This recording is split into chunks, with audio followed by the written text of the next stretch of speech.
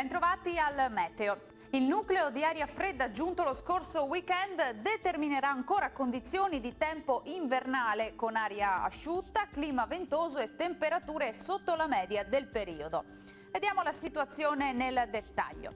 Sul Veneto tempo stabile, al mattino avremo un ampio soleggiamento su tutti i settori, più nubi con cielo via via più coperto dal pomeriggio, ma in genere senza ulteriori conseguenze.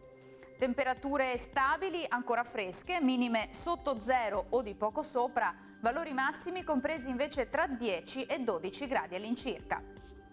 Stessa situazione anche sul Friuli Venezia Giulia, con tanto sole nella prima parte della giornata, a seguire sarà più nuvoloso ma sempre asciutto. Temperature sopra lo zero solo a Trieste, massime invece tra 8 e 12 gradi. Uno sguardo infine al Trentino Alto Adige, anche qui sole prevalente salvo per locali addensamenti, specie sui settori settentrionali della nostra regione. Temperature minime intorno a -2 gradi, massime invece tra 11 e 12. Dal meteo di Antena 3 per ora è tutto. Grazie per l'attenzione e arrivederci al prossimo aggiornamento.